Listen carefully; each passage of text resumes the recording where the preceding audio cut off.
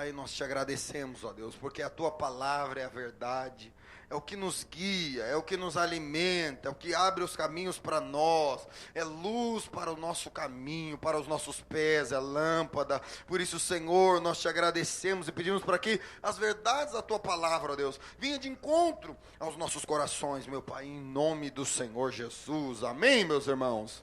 Amém. Semana passada nós começamos o estudo de Gálatas, amém? Do livro de Gálatas mesmo, aí da sua Bíblia. Mas se você quiser adquirir o livro, eu acho que é importante, pode encomendar com a Jaqueline no final do culto. Temos alguns livros já encomendados, eu creio que essa semana devam vir já os livros para cá. Então, encomende, se prepare, para que você possa estar lendo, estar estudando junto conosco, porque durante 15 semanas, hoje ainda é a segunda, durante 15 semanas nós vamos estar compartilhando a respeito do livro de Gálatas, amém? Amém? Eu tenho certeza que isso vai abrir o seu entendimento. Às vezes você fala, mas é estudo de Gálatas, eu vou faltar. Não faça isso, porque lá em Goiânia, o pastor Aloísio tem o hábito de fazer muito esses estudos. Isso edifica demais a igreja, alimenta a fé, leva os irmãos a avançar espiritualmente. Amém? E hoje nós vamos continuar falando, porque nós encerramos falando na semana passada, que Paulo estava de fato tendo que se defender perante os irmãos ali que estavam acusando, perante outros que estavam realmente presos no evangelho da lei. Fala para a pessoa do céu, toma cuidado com a lei, meu irmão. Está dando quase microfonia aqui quando eu chego perto do retorno. Então perceba que Paulo, então, teve que mostrar para esses irmãos a autoridade que ele tinha para estar ministrando aquilo que ele estava ministrando. Amém? E aí, ele falou que os homens que viviam na graça, eles tinham que ter 3 coisas. Diga comigo, paz com Deus. Alguém que vive na graça, ele consegue viver em paz com Deus. Porque ele não é alguém que está pensando todo dia que Deus está atrás dele para bater, para castigar, mas ele é alguém que sabe que Deus tem pensamentos bons ao seu respeito. Amém, meus irmãos? Também alguém que vive na graça é alguém que pode viver em paz consigo mesmo. Percebe? Ele consegue ficar em paz com ele mesmo, entender quem ele é, entender que de fato ele é alguém pecador, que não é digno da salvação, mas que o Senhor morreu na cruz por ele, para dar essa salvação para ele. Então todos os dias, alguém que vive na graça, ele consegue dormir em paz, porque ele sabe que é o Senhor que já pagou o preço, a dívida que ele tinha do pecado. Amém, meus irmãos? E a terceira coisa é que alguém que vive na graça, ele consegue viver em paz também com os outros irmãos, em paz com os outros. Ele vive em paz. Amém?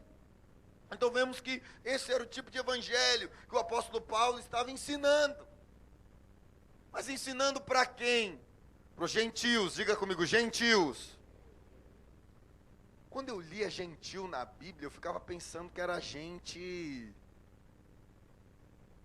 às vezes que tinha uma melhor condição financeira, ou gente bem educada, ou gente... Mas na verdade, quando você lê na Bíblia os gentios, o que são os gentios? Os gentios eram todos os povos que não eram judeus. Percebe? Então lá tinham os judeus, mas tinham, daqui a pouco eu vou falar de Tito, que era um grego. Ele não tinha nascido na Judeia, ele não tinha nascido em Israel, ele tinha nascido na Grécia. Então os gentios era aquele povo que não era de Israel, que não era judeu. Amém? Então toda vez que você lê na sua Bíblia, você fala assim, gentil é alguém assim. É alguém que não nasceu no meio do povo de Deus. Mas nós nos tornamos povo de Deus também, amém, meus irmãos? Então pensa se o evangelho, se a salvação de Cristo fosse apenas para os judeus e não para os gentios. Você seria salvo? Nós não seríamos salvos. Mas justamente por conta desse evangelho, justamente por conta de que Cristo veio para morrer por nós, é que nós hoje podemos obter a salvação por meio de Cristo Jesus. Amém, meus irmãos? Então entenda isso. Mas aí nós estávamos falando semana passada a respeito de circuncidar, não circuncidar. E aí o apóstolo Paulo então chega, faz uma viagem para conversar com os apóstolos, que eram judeus, Pedro, Tiago, João. E aí Paulo chega lá com Tito. Tito, que era um homem grego, que era alguém que não tinha circuncidado. Por isso você não pode faltar no culto. Aí você fala, mas o que é circuncidado? Eu já expliquei semana passada. Circuncisão era o que era feito, é a aliança de Abraão com Deus, lá no Velho Testamento, e simbolizava a aliança do homem com Deus. Todo homem tinha que circuncidar. O que era circuncidar? Cortar o prepúcio, operar a fimose, derramar sangue. E naquele momento que era cortado o prepúcio daquele homem, era feita uma aliança dele com Deus. Mas depois de Cristo Jesus, todo mundo que converte, chega aqui, eu falo, e aí, já cortou o prepúcio? Não, então põe aqui que eu vou cortar. É assim? Vamos descer ali na minha sala, eu tenho um machadinho lá, você vai pôr e eu vou cortar. Vou fazer sua fimose, vou fazer sua circuncisão e você vai se aliançar com Deus, é hoje. É assim? Não! Mas o evangelho que estava sendo pregado até então era esse evangelho. Um evangelho que para alguém ter aliança com Deus, ele precisava derramar sangue. E esse sangue era o sangue ali do prepúcio que era cortado. Então só o povo judeu fazia isso. Mas Tito, que era grego, não tinha nascido lá em Israel, ele tinha cortado o prepúcio? Não. E aí Paulo, e daqui a pouco nós vamos falar, pregava para os gentios, para aqueles que não eram judeus. Ele chega lá com Tito. E as pessoas queriam obrigar Tito ao quê? Você serve a Deus, sirvo. Então, você já circuncidou? Não. Queriam obrigar ele a circuncidar, a cortar o prepúcio. Então, o apóstolo Paulo ficou indignado com aquilo, porque, de fato, isso era para quem vivia no Velho Testamento. Diga comigo, Velho Testamento.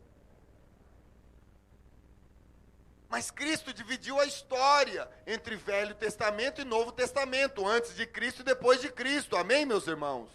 Agora, se Cristo já derramou o sangue, já morreu pelos nossos pecados, agora nós estamos na nova aliança. Diga comigo, nova aliança. Então, na nova aliança, eu não preciso mais cortar o prepúcio para fazer uma aliança com Deus, porque o sangue de Jesus, o sangue do Cordeiro já foi derramado e já me lavou de todo o pecado. Amém, meus irmãos? Então, entenda isso. O apóstolo Paulo teve esta revelação que nós temos hoje. Mas pensa, naquela época, eles só tinham o Velho Testamento. Não tinha o Novo Testamento da Bíblia. De Mateus até Apocalipse não existia. Então, eles só tinham o Velho Testamento. Pensa, é igual como alguém vai no encontro. Um dos nossos encontros foi um senhor de uns 70 anos. Aí chega lá na hora do batismo nas águas, nós pregamos que o quê? O batismo é por imersão. Por imersão. Tem que ser imergido o corpo todo. Ok. Ensinamos também que aqui na nossa igreja nós batizamos depois de 12 anos, que é quando tem consciência para se arrepender dos seus pecados. Tem que se arrepender dos pecados para batizar. Você viu aqui nós apresentando as crianças. Eu não cheguei para uma dessas crianças e falei assim, confessa aí os seus pecados, vai, para você ser batizado. Ela não sabe, ela não tem consciência do pecado. Ela nem sabe o que é pecado, porque ela ainda não tem essa consciência. E aí quando alguém, que nós vivemos em um país católico, entre aspas, amém? Então a pessoa aprendeu desde criancinha, que ele foi batizado na criança lá com 1 mês de idade. Aí ele, agora com 70 anos, chega no encontro e aí ele aprende que aquele batismo dele não valeu de nada, porque ele não se arrependeu de nenhum pecado. Ele não nasceu de novo. Ele só foi ali receber uma aguinha na testa ali, porque é algo de doutrina. Percebe? Isso não existe na Bíblia. Então, o que acontece com você acha que o que acontece com a cabeça dele? Ele entra em parafuso, porque ele aprendeu 70 anos que aquele batismo lá da igreja católica, quando ele tinha 1 mês de idade, era o correto, era o certo. Então a mesma coisa foi com esse povo. Pensa, o povo tem um Velho Testamento, eles aprenderam a viver desse jeito. Agora veio Cristo com uma nova palavra, ministrando um evangelho de forma diferente, que nós vamos falar no final. E aí Cristo morre. E agora entra a graça de Deus, mas o povo aprendeu a vida inteira a viver na lei. Percebe? Então muitos tinham o apóstolo Paulo como quê? Como alguém amaldiçoado. Alguém que era amaldiçoado, alguém que era herege, alguém que estava pregando o evangelho que não era verdadeiro. Então o que precisou acontecer com o apóstolo Paulo? Ele foi lá se encontrar com os apóstolos que estiveram com Jesus, para falar para os apóstolos o que ele estava ensinando, para que os apóstolos pudessem ou certificar e dizer assim: Paulo, o que você está ensinando é verdadeiro, continue ensinando isso. Ou o que você está ensinando tem nada a ver com o evangelho de Cristo Jesus, Paulo. Você tem que ensinar isso, isso e isso. Os irmãos estão me compreendendo, sim ou não? Então ele foi lá com Tito, lá em Israel, lá em Jerusalém, se encontrar com os apóstolos, para justamente saber se aquilo que ele estava ministrando era verdadeiro ou não. Abra sua Bíblia em Gálatas, capítulo 2.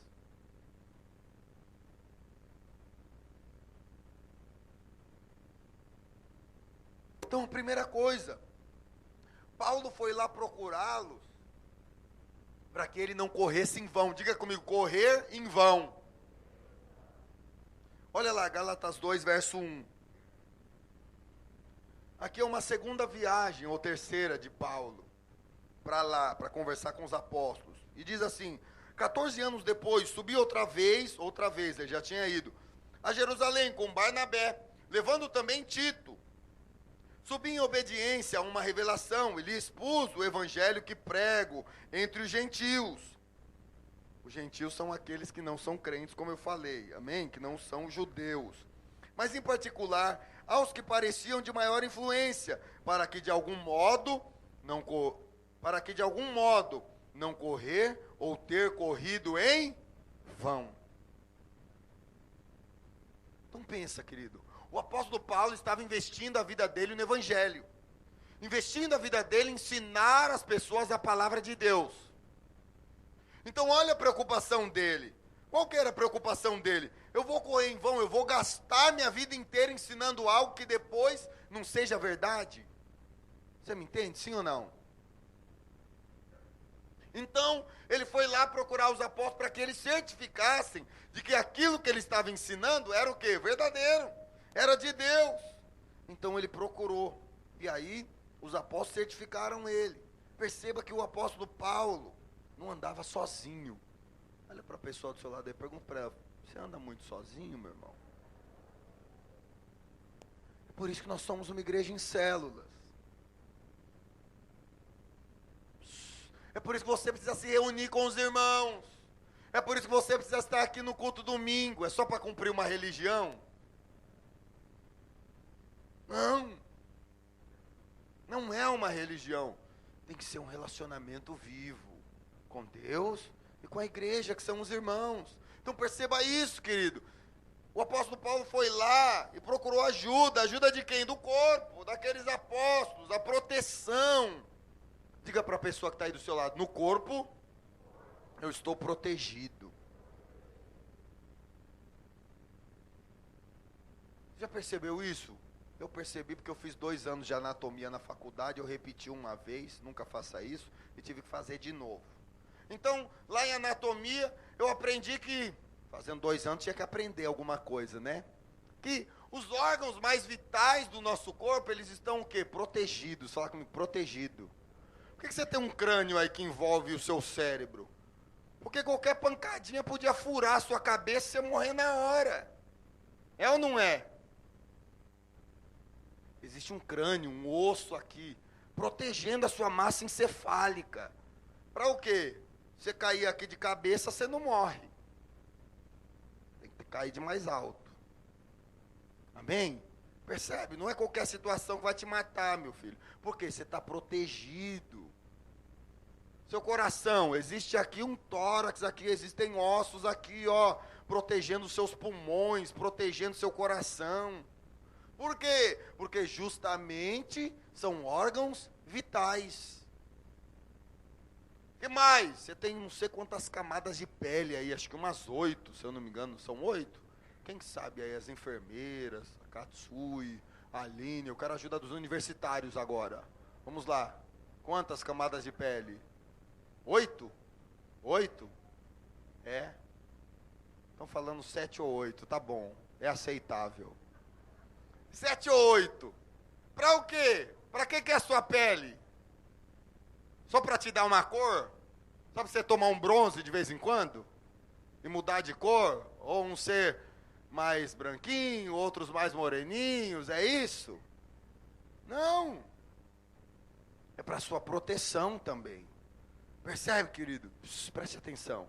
É por isso que nós temos que estar no corpo. É por isso que o apóstolo Paulo procurou o quê? A proteção do corpo, para que ele não corresse em vão, para que ele não ensinasse ou gastasse a vida dele com algo que fosse depois desperdiçado.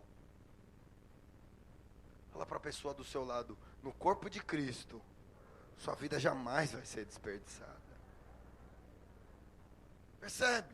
É por isso que o diabo resiste tanto às pessoas de estarem no corpo, de se reunirem com as pessoas, porque fora do corpo você é alguém vulnerável. O que é um coração fora do corpo? O que é um cérebro fora do corpo? O que é um membro cortado do corpo? Uma mão. Só a mãozinha da família Adas que funciona. Nenhuma outra, não se iluda. Não funciona. Por que não funciona? Porque está fora do corpo. Então, essa foi uma das primeiras coisas que o apóstolo Paulo fez. Procurou a ajuda do corpo. Amém? Ajuda do corpo. É certo que eu estou ministrando? É certo a revelação que Deus me deu? Por isso que isso é muito importante, querido. Às vezes você comeu uma feijoada, dormiu, sonhou demais. Aí você sonhou porque você comeu a feijoada. Aí você acha que Deus falou com você. Aí você não pede ajuda de ninguém. Só que no seu sonho, vamos dar um exemplo, não sei agora o que eu vou. Você comprava uma casa. E aí você vai lá e faz a maior atrapalhada para ter aquela casa. Porque você, teoricamente, sonhou e acha que o sonho foi de Deus. E não pediu ajuda de alguém mais experiente para te ensinar, para orar com você, para te guardar. Então você é alguém vulnerável. Percebe? Está com problema no casamento, mas aí você faz do seu jeito e não consulta alguém que vai te ensinar a agir no seu casamento como a palavra de Deus diz. Está me entendendo? Sim ou não? Você vai agir por você mesmo. Então você é alguém que está agindo fora do corpo. Então isso é um perigo. Amém, irmãos?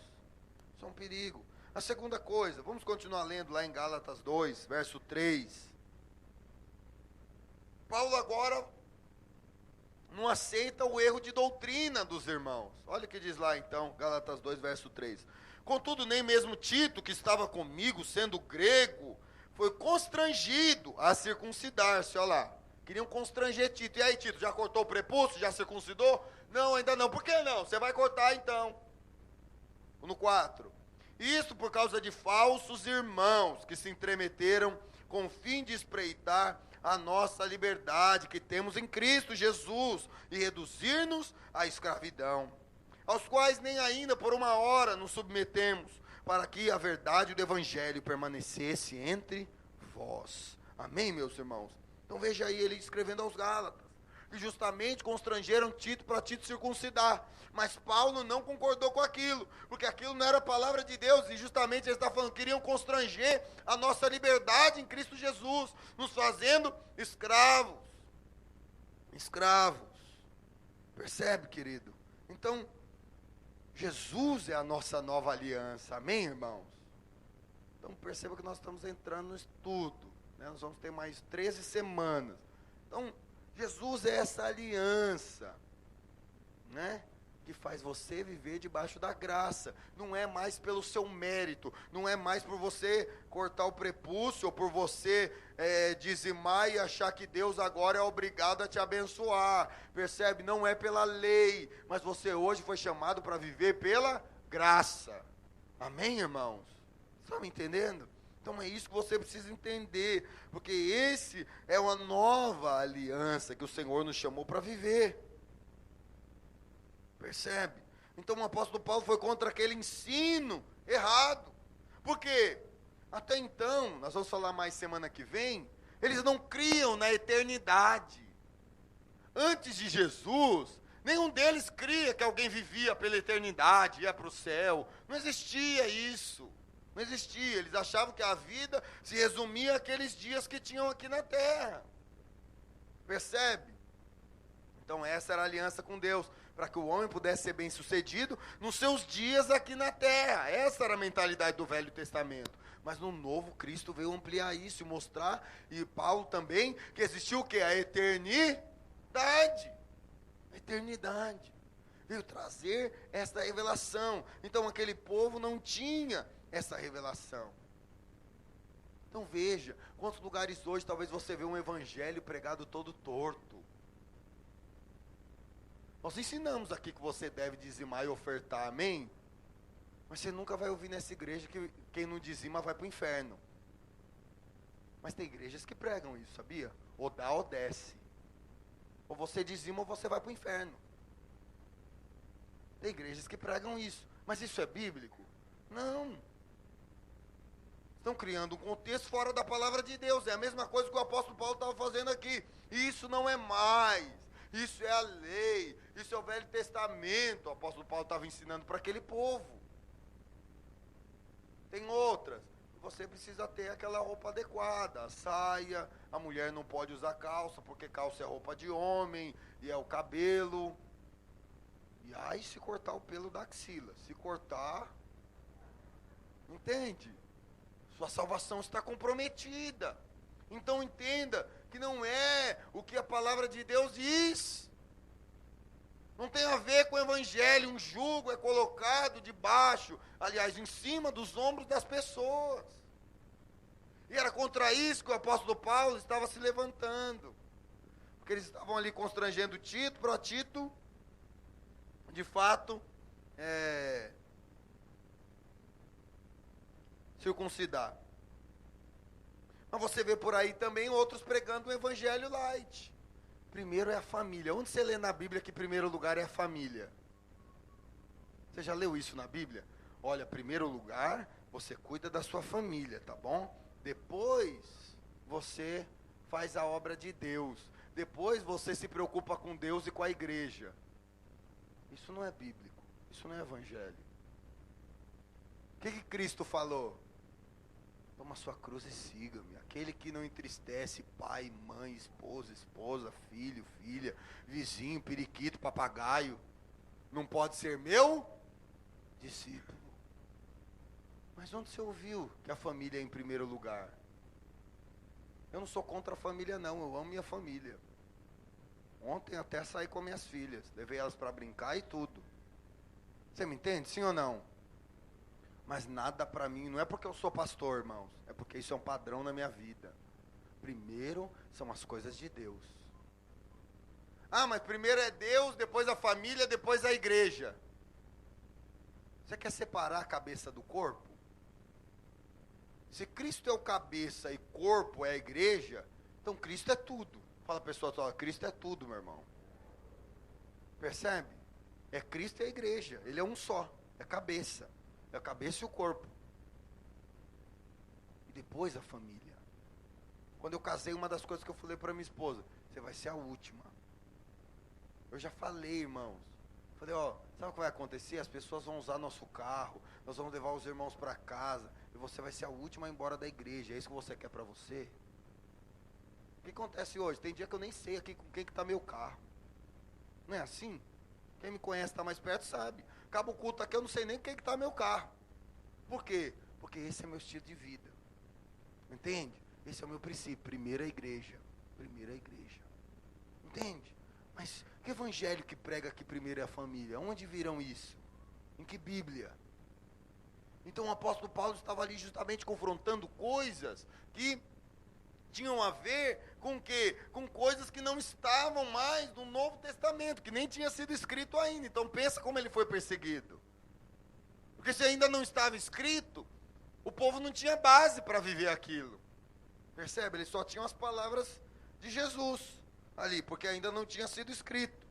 Amém? E aí vamos seguir aí no verso 7. Gálatas 2, 7.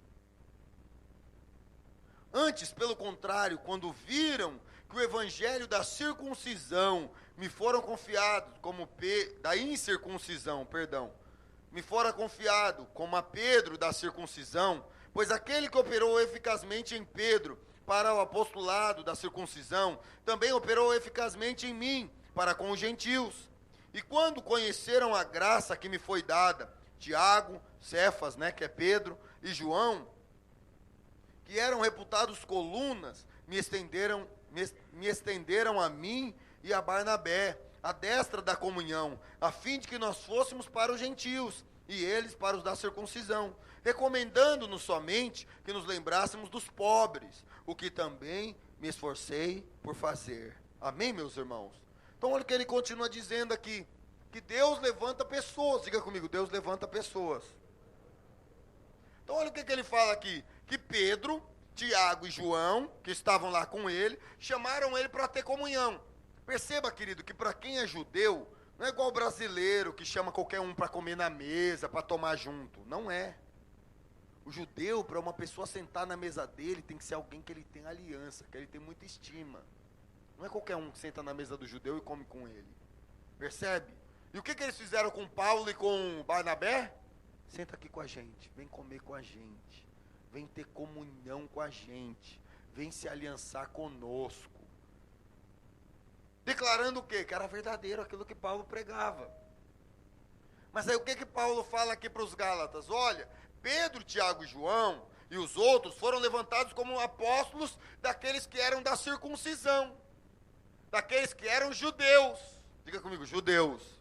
Judeus ou os hebreus, percebe? Eram tudo aquele povo lá de Israel. Então, eles foram levantados apóstolos para ministrar a palavra para esses. Mas o que o apóstolo Paulo falou? Eu fui levantado para o quê? Para pregar o evangelho para os da incircuncisão, ou seja, para os gentios, para aqueles que não tinham costume de viver o evangelho. Porque pensa, querido, é igual hoje aqui, vamos ter um exemplo. Pedro, Tiago e João estavam como apóstolos para pregar para aqueles que reconheciam Cristo. Vamos dizer, hoje aqui no Brasil, às vezes é um pouquinho mais fácil, porque todo mundo já ouviu falar de Jesus, não é verdade? Então, eles pregavam para esses. Mas Paulo, vamos supor, vamos dar um exemplo aí, ele estava pregando para outros, para os macumbeiros, para os, que mais? Candomblé, macumba, sei lá o que, mesa branca, seixonoye, e ali vai. Ele estava pregando para esses. Porque se Tito era grego, eu fiquei pensando, pensa lá na Grécia, quantos deuses não tem lá? Não é verdade? Sim ou não? Vários. Então, Paulo pregava, na verdade, para aqueles que eram idólatras, para aqueles que não tinham costume, que o povo lá, que ouviu falar do Messias, que Cristo viria, o povo de Israel, e já cresceram com essa cultura, igual os brasileiros aqui com o costume católico. Então perceba, eles pregavam para aqueles, e Paulo para os outros, que tinham outros costumes. Entenda? Então, eles estavam lá justamente separando, falando que Deus levantou um para algo e outro para fazer outra coisa. Amém, irmãos? Os irmãos entenderam? Amém? Então, cada um tinha sido levantado para um ofício. Então, da mesma forma, diga comigo, Deus não trabalha com voluntários. Fala comigo, Ele chama as pessoas, Ele chama você para ser um líder de célula, amém? Irmãos do grupo Fé, aí nós queremos ver vocês liderando logo, em nome do Senhor Jesus, amém? Nós vamos chegar a 70 células. Hoje mesmo foi aniversário do pastor Wilson essa semana, e chamaram os pastores lá para orar por ele, e eu estava lá, e depois um pastor veio falar comigo, ele falou, quando eu te vi, Deus me deu uma visão, ele falou para mim, me deu uma visão de uma árvore que estavam nascendo muitos galhos. Aí eu falei para ele, você sabe o que são isso? É o meu alvo lá das 70 células. Ele nem sabia, ele é lá do lado do Grajaú. Outro extremo da cidade, ele nem sabe qual que é o nosso alvo. Aí ele falou isso para mim. Eu falei, esse é o meu alvo, 70 células, mais uma igreja que nós vamos abrir no ano de 2015, em nome do Senhor Jesus. Amém, meus irmãos? Então perceba isso. Perceba que Deus chama cada um para uma obra específica. Fala para a pessoa do seu lado, Deus te chamou também, meu irmão. Entenda, reconheça isso. Reconheça isso, deixa Deus trabalhar na sua vida. Eles tinham reconhecido. Pedro tinha reconhecido, tinha vindo para os da circuncisão, ele tinha ali o limite dele, é igual hoje. Nós estamos aí enviando jovens para o penteado. É o limite deles, eles vão trabalhar lá no penteado, eles vão ganhar o penteado, eles vão sonhar com o penteado. Daqui a pouco é na freguesia, amém? Eles vão sonhar com a freguesia, vão querer a freguesia, vão ganhar as famílias da freguesia. Entenda, querido. Entenda isso. Da mesma forma, Deus te chamou, amém, meu irmão? Deus vai te dar um povo. Deus vai te abençoar. Entenda isso. Mas olha o que aconteceu. Do verso 11 em diante. Verso 11. Lê aí, Gálatas 2:11. Olha o que aconteceu. Aqui o apóstolo Paulo teve que confrontar Pedro. Por quê? Olha lá o que aconteceu. Quando, porém, Cefas, que é Pedro, veio a Antioquia, resistiu-lhe face a face, porque tornara repreensível. Com efeito, antes de chegarem alguns da parte de Tiago, comia com os gentios, ou seja, com aqueles que não eram judeus. Comia. Estava na célula, comia coxinha, tomava uma coca, uma itubaína e tal, com os irmãos. Aí olha o que aconteceu. Os gentios, quando porém chegaram-se, e por fim veio a apartar-se temendo os da circuncisão. Aí depois que chegaram alguns judeus lá na Antioquia, Pedro, o que ele fez? Se afastou dos gentios. Parou de comer coxinha e tomar refri com os caras. Só tomava agora com os judeus. E olha o que aconteceu aqui. Verso 13. E também os demais judeus dissimularam com ele, a ponto de o próprio Barnabé ter se deixado levar pela dissolução deles. Quando, porém, vi que não procediam corretamente, segundo a verdade do Evangelho, disse a Pedro, na presença de todos, se sendo tudo judeus, vive como gentil e não como judeu, por que obrigas os gentios a viverem como judeus? Percebe, irmãos? Então o apóstolo Paulo aqui confrontou Pedro, porque justamente Pedro, na hora que chegaram lá os judeus, Pedro se afastou. Se afastou daqueles que eram da Antioquia, se afastou daqueles que não eram judeus, se afastou da comunhão com eles. Então o apóstolo Paulo estava pregando aqui, por que você quer pôr um jugo pesado neles? Você estava aqui convivendo com eles tranquilamente. Agora que chegou os judeus, você não quer mais ter comunhão com eles? E agora você quer impor o peso da circuncisão neles? Não, não é assim, Pedro. E confrontou eles na frente de todos. De todos. Aquilo que você... Deixa eu te ensinar uma coisa que nós praticamos na igreja, irmãos. Aquilo que você faz em público, diga comigo, aquilo que eu faço de errado em público, eu tenho que ser corrigido em público. Aquilo que eu faço de errado, fala comigo, aquilo que eu faço de errado individualmente, eu sou corrigido individualmente. O que Pedro fez foi em público, afastou dos irmãos. Então Paulo da mesma forma corrigiu ele em público. Vamos supor que você levanta aqui, fala um palavrão e tal, xinga aqui um irmão na frente de todo mundo. Aí você sai andando e vai embora. Aí depois você volta e pede perdão pro irmão. Ô irmão, me perdoa. Tal. Na verdade, você tem que pedir perdão aonde? Em público. Hoje eu estou aqui, eu quero pedir perdão aqui pro fulano, porque eu xinguei ele na frente de todo mundo. Está me entendendo, sim ou não? Da mesma forma, se é lá na célula, chega na célula, você fala uma maior bobagem lá para um outro irmão, na frente de todo mundo. Na hora que você for pedir perdão, você quer chamar ele lá no banheiro e pedir sozinho, né? Não, você vai pedir na frente de todo mundo. É assim que era o evangelho em Atos. E essa é a verdade. É assim que a igreja tem que viver, com sinceridade. Amém, irmãos? Está me entendendo, sim ou não? Entenda, essa sinceridade da palavra. Então foi isso que Paulo fez. Corrigiu ele na frente de todo mundo, Pedro reconheceu na frente de todo mundo e mudou. Amém? Então perceba que essa é a verdade, porque nós somos todos irmãos. Por que vai ter vergonha se nós somos irmãos? Amém? Está me entendendo, sim ou não? Então Paulo fez isso com Pedro, confrontou Pedro, e Pedro mudou a prática dele. Então isso é zelo pelo corpo, zelo pela igreja. Zelo pela igreja. Amém, irmãos? E muitas vezes nas nossas vidas tem que existir um confronto. Às vezes você está lá na célula, alguém te confronta porque quer te ensinar a viver da melhor forma. Aí o que você faz? Cresce o bicão que vira uma tromba. Fica uma semana sem falar com o irmão.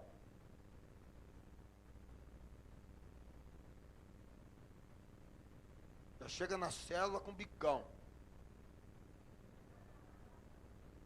Paz do Senhor, irmão. Por quê? Percebe? Que alguém quis te ensinar. Que alguém quis te ensinar o que era correto. Amém, irmãos? Porque, querido, lá fora tem um monte de gente para passar a mão na sua cabeça. Fala, não, é assim mesmo, é desse jeito. Só que nós queremos te ensinar o que é verdade. Você está me entendendo? Sim ou não? Muitas vezes a verdade dói, igual uma injeção de bezetacil. Dói. Dói mais cura. Cura ou não cura? Dói mais sara. Você entende? Sim ou não? Diminuiu sim, hein? Amém? Então agora vocês deram a liberdade. Tô brincando. Mas entenda isso. É isso que Paulo fez com Pedro. Estava ensinando ele. Confrontando a atitude errada que ele teve ali. Percebe? É dessa forma que nós devemos viver. Amém, irmãos? Então Paulo estava ensinando isso. Por quê? Porque lá os irmãos tinham um problema real. O problema deles era o quê? De colocar peso nos outros. Entende? Então aqueles que eram judeus circuncidados, eles queriam colocar peso em quem não era. Entende? Colocar peso. Mas o Senhor Jesus veio e falou o quê? Meu fardo é leve, o meu jugo é suave. Tirando todo o peso lá do Velho Testamento. Mas você fala, pastor, então por que existe a lei? Aí é cenas do próximo capítulo, aí é domingo que vem. Agora vai ter que vir domingo que vem para ouvir. Por que tem a lei então, pastor? Por que então que Deus colocou a lei no povo? Se o povo está vivendo debaixo de jugo. Aí você vai aprender semana que vem. Cenas do próximo capítulo. Amém? Então, para nós encerrarmos, deixa eu só te dizer 3 coisas. O apóstolo Paulo também estava trabalhando lá. Podemos dizer que são muito importantes para o entendimento do evangelho. Primeira coisa é que nós temos que entender a obra e a palavra de Deus através do Espírito Santo. Diga comigo, através do Espírito Santo.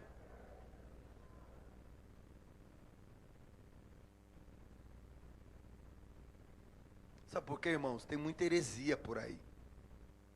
Heresia de gente que pega um versículo isolado da palavra de Deus, não lê o contexto, não pega debaixo de revelação do Espírito.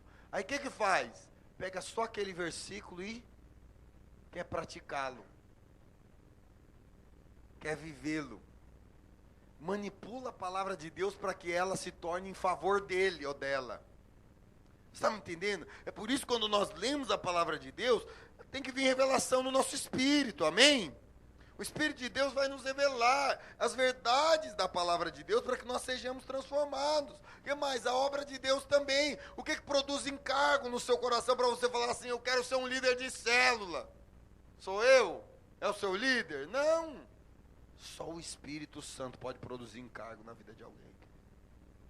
Só o Espírito Santo pode produzir um desejo genuíno em alguém de se tornar um líder de célula. É por isso que todos os dias nós temos que ser cheios do Espírito Santo. Amém, meus irmãos? Para lermos a palavra de Deus e termos revelação. Para termos esse desejo de Deus queimando nas nossas vidas. Amém? A segunda coisa é que a obra de Deus, ela não pode ser vista em um único momento. Ela tem que ser vista em um contexto geral. Geral. Eu mesmo ontem, o Ricardo colocou no grupo dos discipuladores a foto da célula de crianças. Deus tem colocado isso tão forte no meu coração, e eu escrevi lá no grupo dos discipuladores, falei, pensa que coisa preciosa, daqui 10, 15 anos, Essas criancinhas de 5, 6, o que elas vão ser, irmãos? Adultos, não é verdade? Vão ser o quê que falaram aí? Daqui 10, 15 anos vão ser adultos. Adultos com outra cabeça. Você está me entendendo, sim ou não? Com outra cabeça, com outra fé, com outro caráter, com outra forma de viver. Não vai precisar ser igual a gente, ter que ir no encontro, ter o PNL, converter, mudar de vida. Eles já estão tendo agora. Eles já vão crescer da forma correta. Vai ser uma geração que vai além de nós. Vai ser uma geração que vão ter casamentos mais abençoados do que os nossos. Percebe? Vai ser uma geração que vai pregar a palavra de Deus com muito mais autoridade, porque não vai ter os paradigmas que muitas vezes nós temos na nossa mente. Vai ser uma geração que vai ter outro tipo de fé. Então perceba que o que nós estamos fazendo aqui hoje é uma obra geracional. Não para em mim. Percebe, querido? Se eu morrer amanhã, você acha que a igreja Videira Pirituba acabou? O pastor morreu, não tem mais a igreja. Eu levanto do túmulo e venho pegar você pelo pescoço, se você fizer isso. Por quê? Porque a obra não para, não para. Se não é com o André, vai ser com o outro. Percebe? Sim ou não? Entenda isso, querido, entenda isso. É uma obra geracional. Vai passando. Deus, Ele não enxerga um momento específico. Não, Deus enxerga além. Percebe? Deus enxerga a eternidade. Então essa é a revelação que nós temos que ter. A sua vida não é só para você, você deve vivê-la para deixar algo para as outras gerações, para deixar um legado, para transformar vidas, fazer da sua vida algo útil para Deus. Então quem tem a revelação disso, de que não comece e acabe em você mesmo, você quer que a sua vida seja útil para deixar algo para outros. E não é uma árvore que você vai plantar lá no seu quintal, não. Percebe? É a palavra de Deus. É igual os pais que apresentaram os filhos hoje. Qual que é o maior legado que você vai deixar para os seus filhos? Só a palavra de Deus. É a palavra de Deus. Amém, irmãos? Todos os dias, quando minhas filhas vão dormir, eu vou na cama delas orar por elas. Sabe qual é a minha oração? Não é para elas serem ricas, não é para elas fazerem uma faculdade. A minha oração todas as noites por elas é: Senhor, que elas possam ser referenciais para a geração delas. Elas possam resplandecer o Senhor na geração delas. Essa é a minha única oração por elas. Percebe? O resto é consequência de alguém que está vivendo o propósito de Deus. Entenda, querido. Entenda isso. Nós temos que entender que o propósito de Deus vai além de nós. Amém? E a terceira revelação que nós precisamos ter é que fala lá, abre em Hebreus a sua Bíblia, Hebreus 1 a 4, para encerrar. Os discipuladores já podem vindo para pegar a ceia, amém?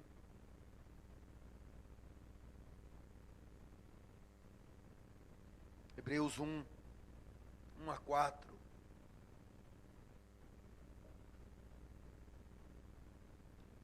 Amém? Os irmãos já acharam? Amém? Os discipuladores venham aqui para ajudar a servir a ceia. Amém? Hebreus 1, do 1 ao 4. Vamos ler. Deixa eu te falar primeiro. Olha, preste atenção. Então a primeira, não entrega ainda não, vai só organizando, tá? Primeiro é o quê? A revelação, diga comigo, a revelação de Deus. Percebe que a revelação de Deus na história da igreja, ela foi crescendo. Lembra que eu falei aqui que antes de Cristo o povo tinha o quê? Apenas o Velho Testamento. Eles ouviam até falar no Messias, mas eles conheceram Jesus? Eles não tinham visto ainda Jesus. Quando Jesus veio, muitos ficaram em dúvida, será que esse é o Cristo?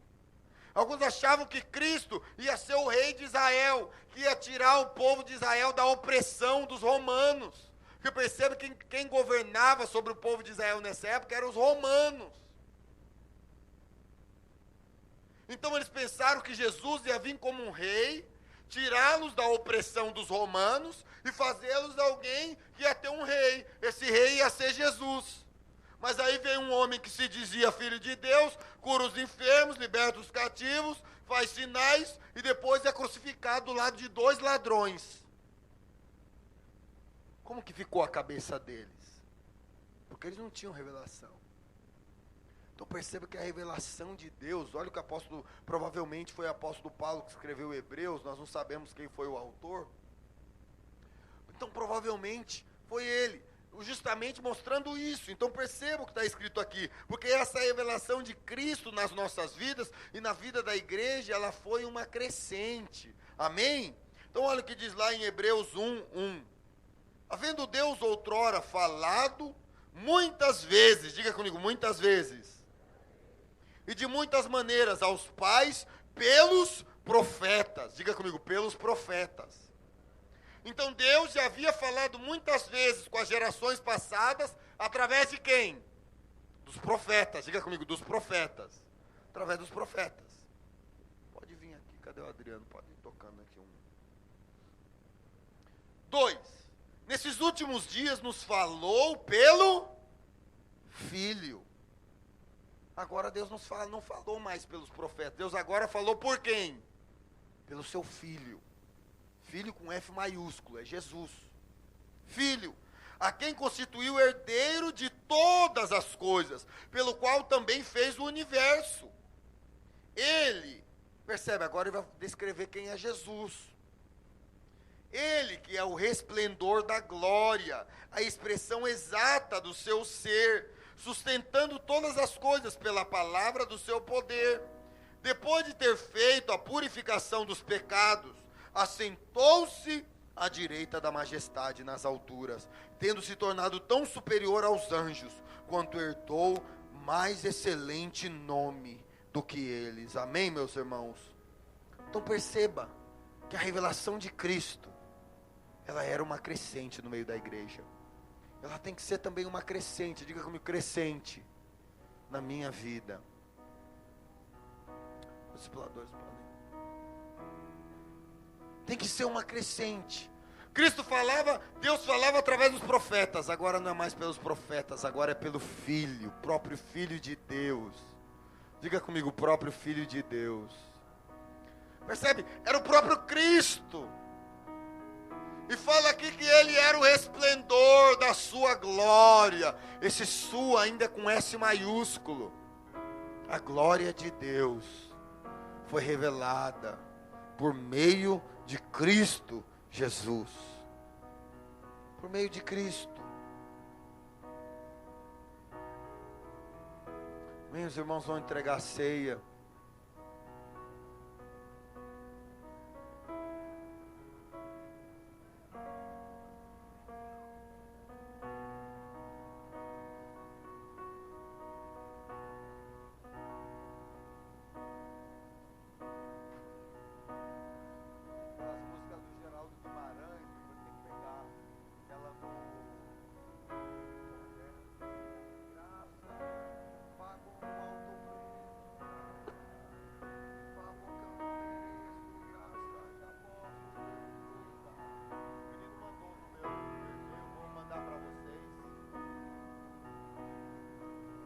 Vai cantar alguma? Vai cantar alguma aí? Oi?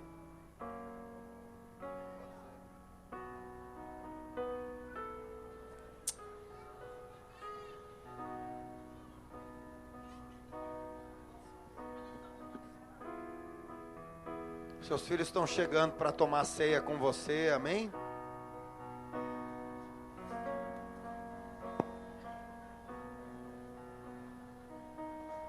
Se você já pegou o cálice e o pão, você pode ficar de pé, amém?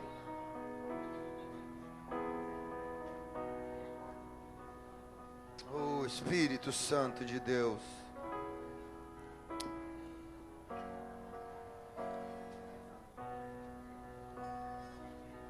Oh, remalabaxere,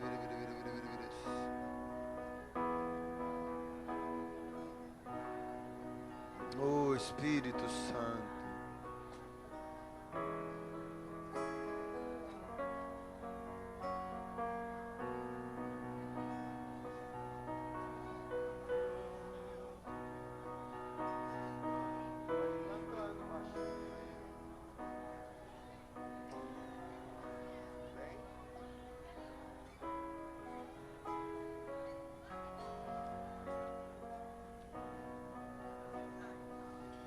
Senhor meu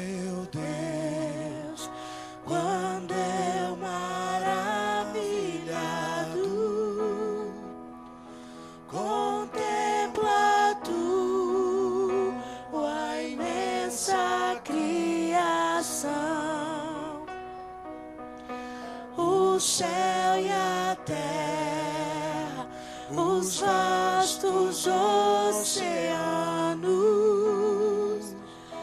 fico a pensar em tua perfeição. Então minha alma canta a ti, Senhor. Grandioso és tu, grandioso és tu. Então minha alma canta a ti, Senhor. Declare isso. Grandioso és tu, grandioso és tu. Ao caminhar nas matas e florestas, escuto as aves todas a cantar, olhando os montes, vales e campinas, em tudo vejo o seu poder sem par. Então minha alma canta a ti, Senhor. Grandioso és tu, grandioso és tu. Então minha alma canta a ti, Senhor. Grandioso és tu, grandioso és tu.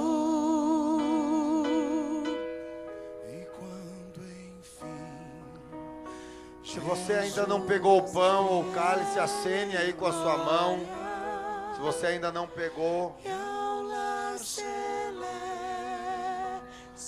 então me transportar, adorarei, prostrado e para sempre. Grandioso és tu, meu Deus, hei de cantar. Então minha alma canta a ti, Senhor. amém. Grandioso és tu, grandioso és tu. Então minha alma canta a ti, Senhor. Tem alguém que ainda não pegou o pão ou o cálice? Alguém? Não? Amém, queridos. Erga o seu pão.